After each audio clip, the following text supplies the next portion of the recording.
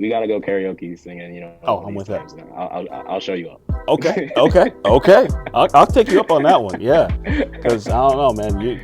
I come from You got a, some stuff? oh yeah, I come from a singing family. You know. Oh, Oh yeah. so you hustled me there. You hustled me. You feel?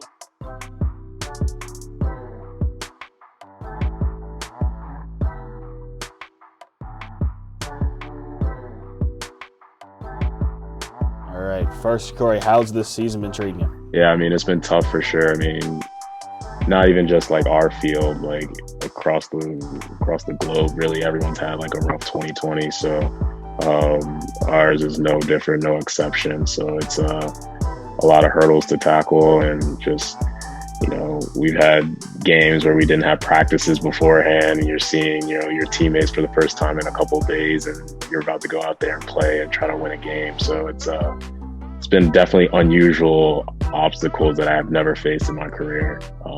So yeah, tough is the easiest way to sum it up. Yeah, as much as we've heard from Adrian about just the bizarre logistics behind making this MLS season go. I mean, yeah, as you said, you have a match where you don't even get to practice beforehand, and y'all might have just acquired somebody, and they show up for the first time, and you're all on the field together. You're like, this guy's, he's doing what he does. I got to figure out his runs, but we don't have that chemistry yet. Yeah, zero chemistry. I think we met. I think Kai Kamara came mid-season, so I met him. Well, I knew of him before, but officially met him as a teammate on the flight to the game in Columbus. So it was like, oh, like, what's going on, man? Like, see you on the field tonight. Hope we gel right away.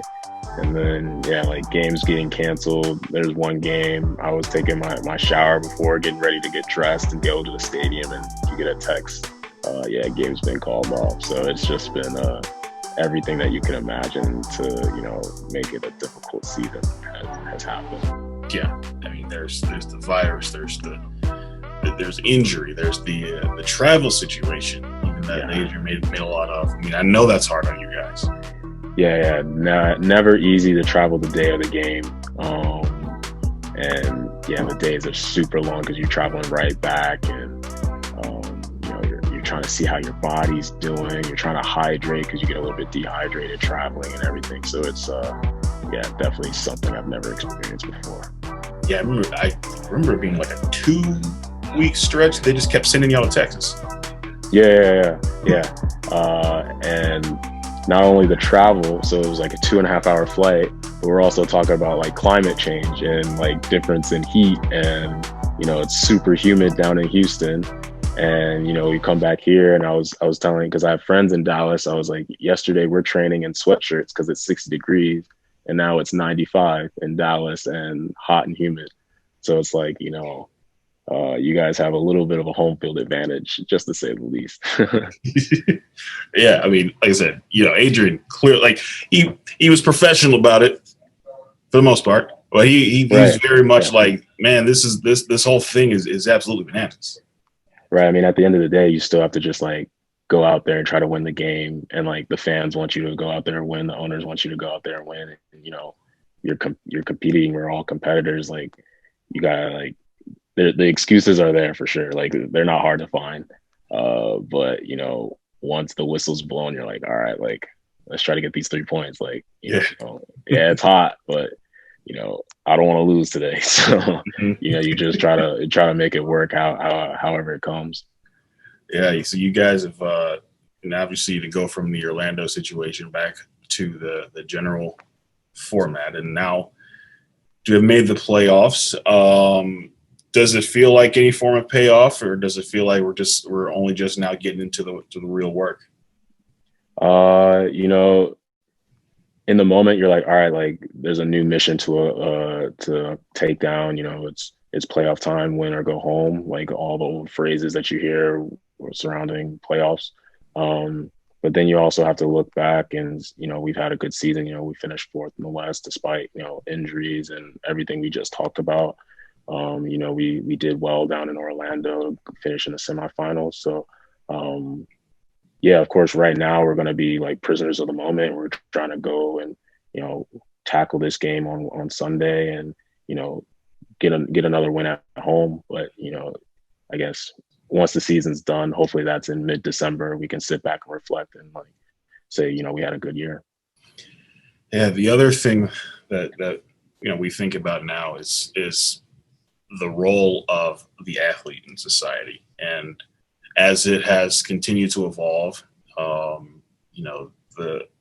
the social activist part that tends to arise and has arisen even more. I mean, I know we've talked about this before too, but as that role continues to develop, as your career continues to develop, when you're looking at the immediate future and then the long-term future, what kind of thoughts do you have about the role of the professional athlete? Yeah, this year it has been big on that front. You're starting to see athletes use their platform if they're comfortable to do so. I think it all depends on if the athlete is comfortable. It's not a requirement just because you're in front of a lot of people that you're automatically a role model or you need to be outspoken. But if the athlete's comfortable to do so, I think that's on him or her. And it's great to see athletes have that voice and use it. And because, like I said, we're in front of a lot of people. People do look up to us, since we're on the television. The kids aspire to be a professional basketball player, professional soccer player. And so, if that's the role that some of these people want to take, I think it's absolutely amazing. As far as for me, it's, I think it always comes back to, you have to do well on the field first. I think you have a bigger platform and people listen to you more based on your successes as your athlete. A lot more people are listening and checking into LeBron James Instagram than, me. So it's one of those things at first you have to focus on, your specific sphere, what I'm working and doing.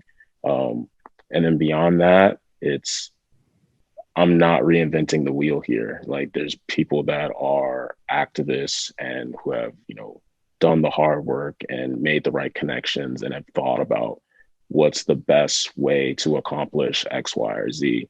And my job is a soccer player right now. So that I know what X, Y, and Z is for the soccer field.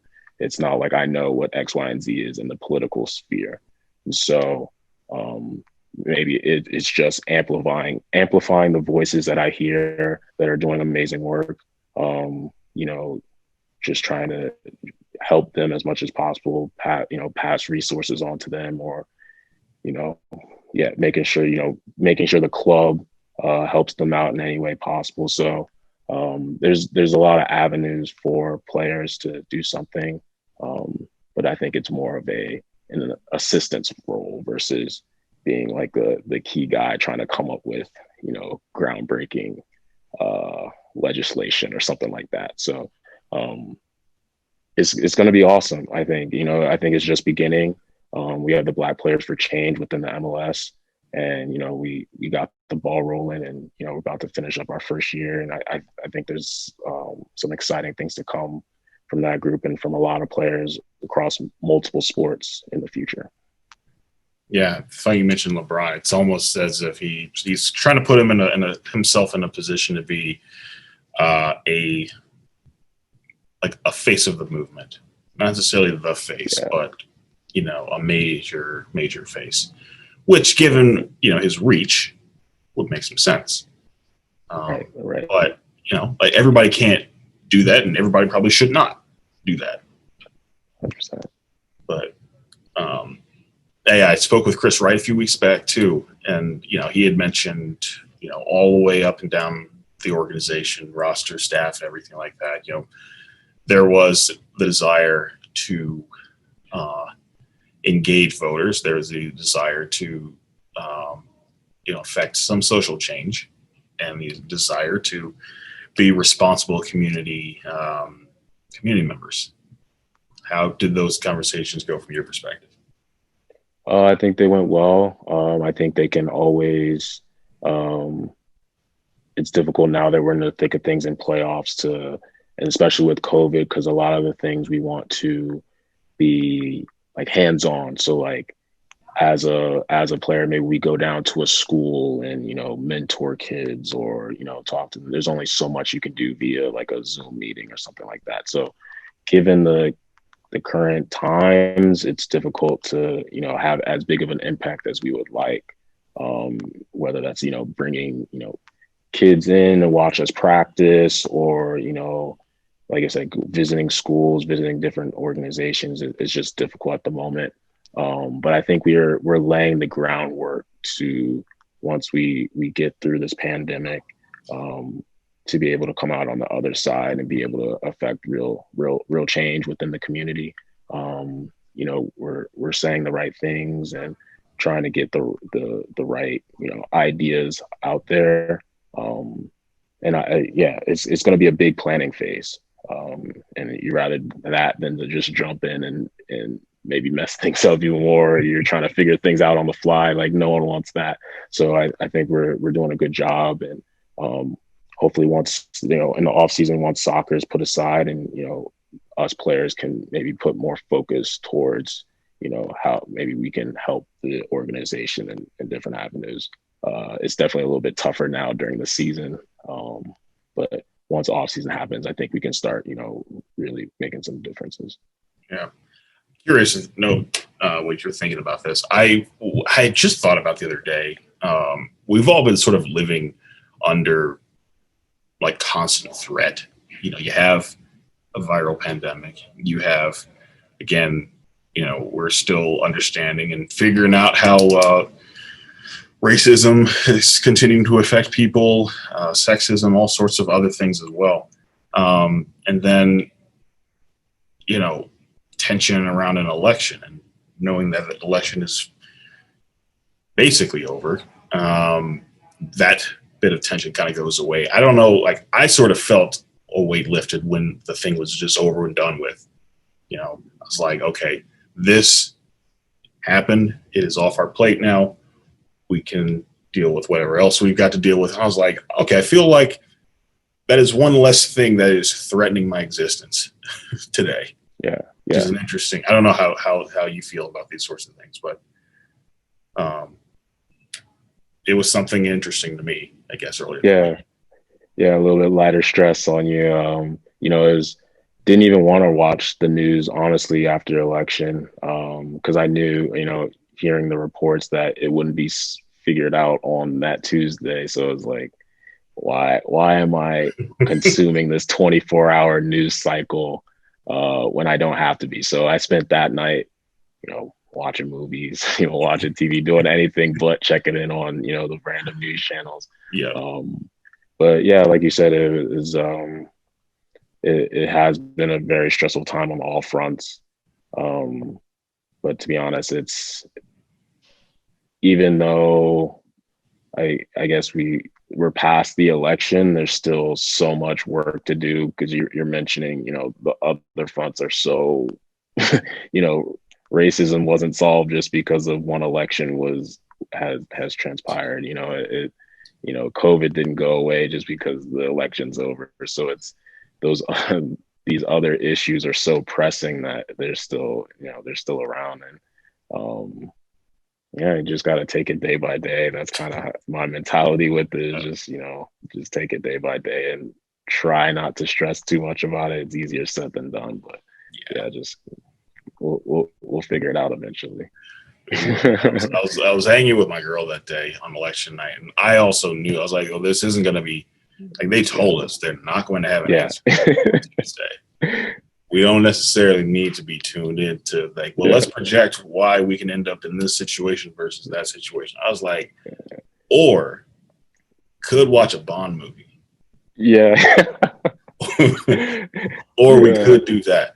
That seems like a better use of our time. But I think I watched some stand-up comedy. I was like, I need the exact opposite. I just need to laugh. And I was like, like you said, it was like, and then you go on Twitter and you see people like, man, like, why aren't they calling it this way or that way? Like, why hasn't, Georgia declared a winner? It's like, guys, we said this for weeks.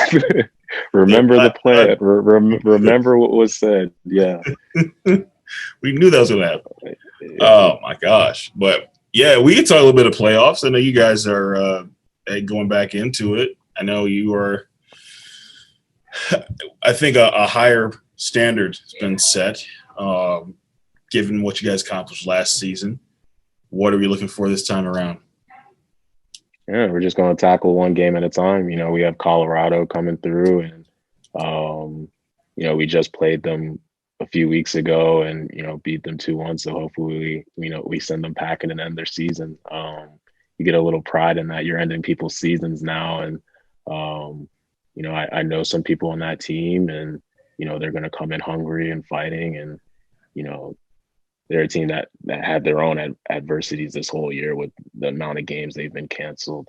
But you know, it has like a new coaching staff that came in last season. They're trying to change things around, and you know, they're a good team. You know, we've played them twice so far this year. You played them down in Orlando, and then one time recently. So I think it'll be a good matchup.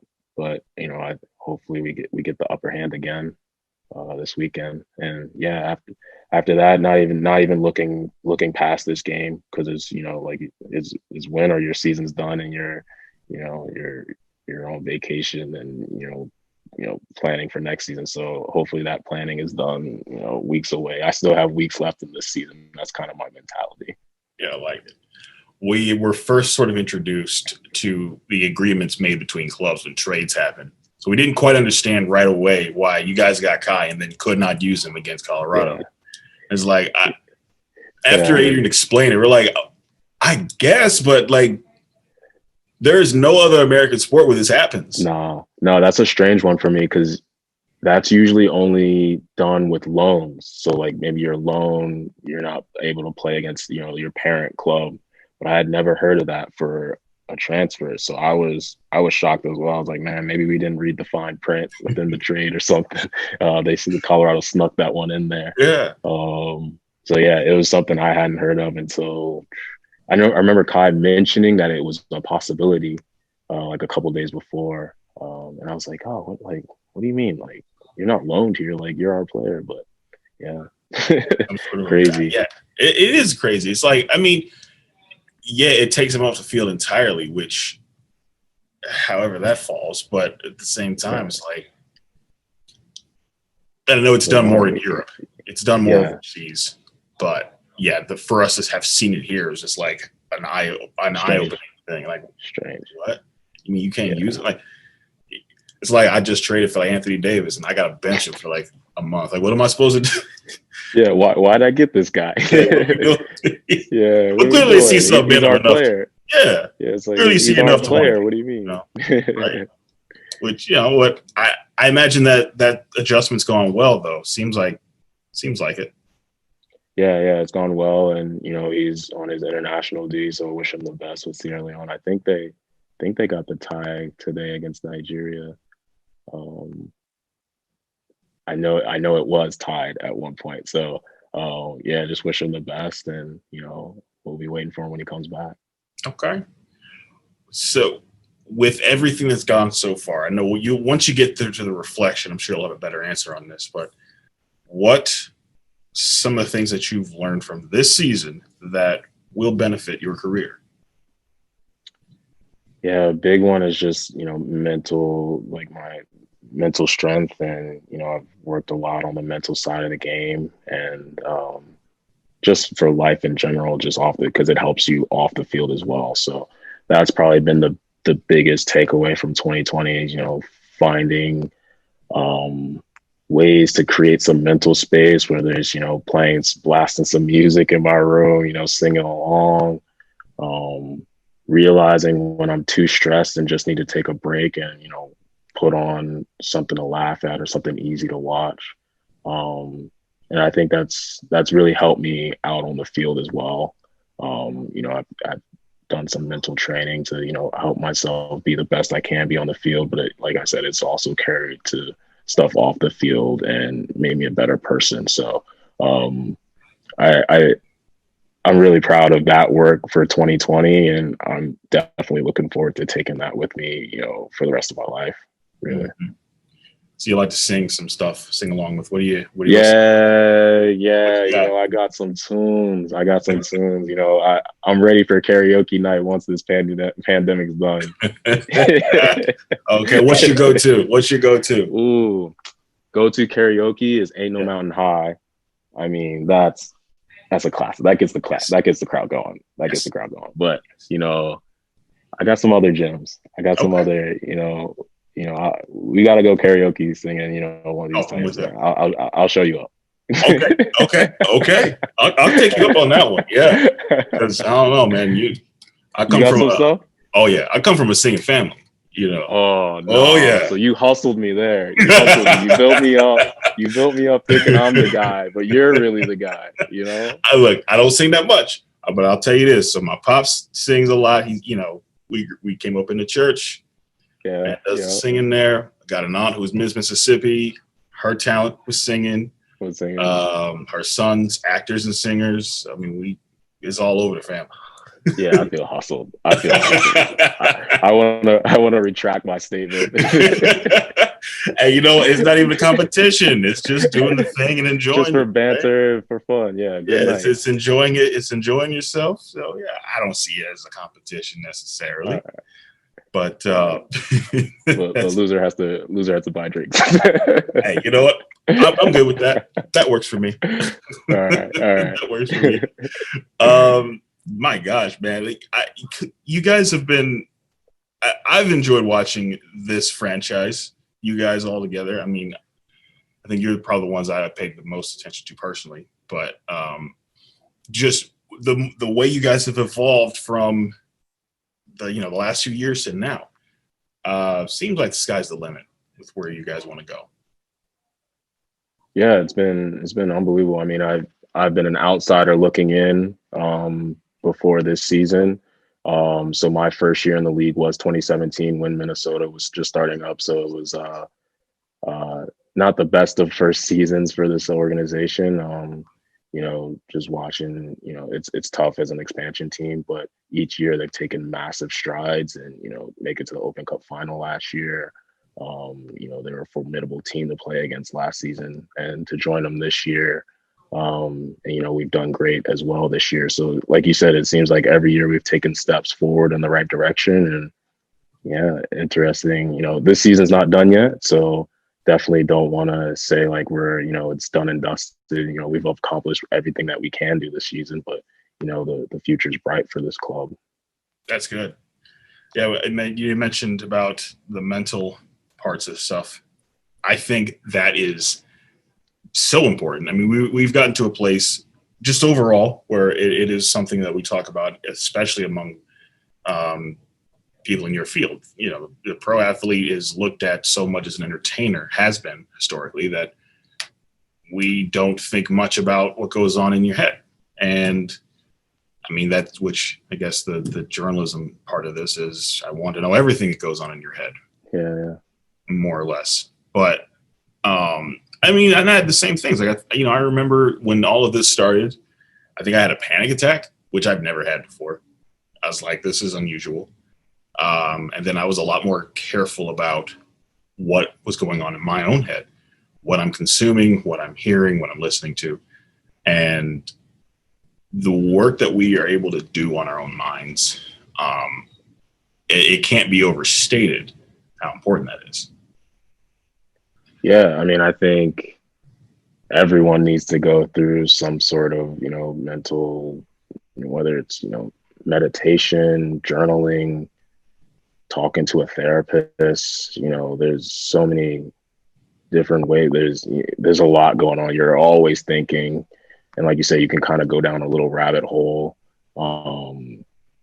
Social media doesn't help. You're just bombarded with news and so many different like inputs every single day, every single moment. So it's a lot. And then, like you said, it weighs on you. You talk about like depression, and, Kevin Love spoke on it. Dak Prescott spoke on it, big time athletes. And, they have a bunch of money and, you know, they're all superstars. They have, you know, they've won at every level they've been at, but they're still dealing with issues that everyone else is dealing with, you know, depression and sadness and just a lot of mental stress. So I think it's important and imperative for a lot of people, for everyone to, you know, kind of check in with themselves, you know, make sure, you know, take some time to just separate from everything and make sure you're okay. And it's hard to do in this society because it's such a rat race and it's go, go, go. And how much can I accomplish? And you always feel like you're not doing well enough or enough for anything. But it's so important for everyone to just like check in with themselves and, you know, take some time to really treat yourself and make sure you're okay. Mm-hmm. And that part hits home for me a lot. I mean, I've only been here about a year and a half, and I still feel sometimes I'm like, I'm not quite where I want to be as far as, you know, the output, the performance. You know, there are parts of this that I still want to continue improving at, and I'm impatient about it. And then it ends up being, you know, one of those situations where I'm like, you know, and then you got to step back and say, well, look, give yourself credit for what you've done here, what you've accomplished so far. You're not here by accident. You know, somebody thought that, yeah, this guy belongs here. This guy's a fit. This is what, and I have to tell myself this. My agent has to tell me this every now and again too. So, 1000%. Everything you just said was spot on, and it's something that I had to learn this year is acknowledging what you've done already. Like, you know, because you're a competitive guy. You wouldn't be where you are without, you know, pushing yourself and going to the limit. And it's like that mentality kind of leads you down a rabbit hole where you think I have to do more and more and more. And it's like, all right, like let's take a step back and, you know, and done X, Y, and Z and acknowledge that and, you know, celebrate that. And then, all right, you can still keep down and put your head down and work, but taking that little breather to acknowledge it is everything. Yeah. And it is almost counterintuitive to want to hit the brakes, even though that you really sometimes need to. Like, it was a few weeks back where I thought I had been exposed to somebody with the virus. I might have been. You know, I went and got tested, then came into work while awaiting the test results. So they're like, you should be fine. Just come on in. Everything should be fine. And as the day went on, and, you know, I got in here, I was here for like 2 hours. And I was like, can't do it. I cannot give you 100% today. So let's just call it a day. Yeah. Call it a sick day, comp day, whatever it is. It's a wrap. And management here, they're like, totally cool. We get it. Go take care of yourself. And I was like, felt a little bit guilty. I was like, should I actually be there? Should I be doing something? I was like, no, what I really need to do. And they made that clear. They're like, look, take care of yourself. You know, you know, if you don't feel that you can operate at the level that you want to operate at and that we want you to operate at, don't push it. So I was like, okay, which is a very new situation. That's awesome. They did that like almost like a mental health day. Yes. Well, obviously, you know, I mean, the test came back negative, thankfully, but, you know, it was still like, I mean, to have that hanging over your head, you're like, well, if it comes back positive and I've just, you know, exposed a bunch of other people and some of whom I work with and some of them, you know, like, and you don't want to be that. You don't want that to be you know, so that was a stressful day.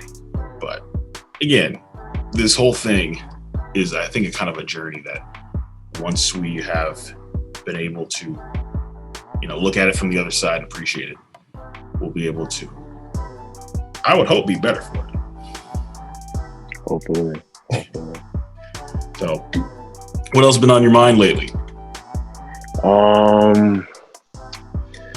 Well, I have class. I have a final on Thursday. Doing online class, so that's been on my mind the past week and a half, studying for that. Guess besides that, just soccer and chilling. So, Yeah, it's not bad. Nothing to complain about. No crazy updates. But yeah, besides the schoolwork one, that's the that's the only big thing on my ticket before the game Right. this weekend. What are you studying? Material science engineering. So yeah. That's a big one. Yeah, That'll yeah. I take just a lot. started that class in August, so it's been going well. It was kind of strange to get back into the school flow thing. It had been three and a half years, but it's something just I can take one class at a time, and just trying to think about life after soccer, and I have some free time in my afternoons to think about those things. So Sure. just taking baby steps and keeping all my options open. I mean, engineering degree, is that what you're saying? Yeah. Well, I mean, Yeah. yeah, you could find endless uses for those. You always could use an engineer around. Man, yeah, appreciate your time. Thank you. Anytime. Now I know your secret talent of singing. Well, I also play violin. Okay. Yeah, I only guitar. I cannot play it. Can't play. I can play the euphonium. I don't know if you know what that is. I've heard of it. I can't picture it though. I always say it's a baby tuba. So I played that from 5th grade till senior high school. Okay. So I guess that's my little hidden talent. All right. That is an interesting one. Yeah. We can start up a little band. I like it.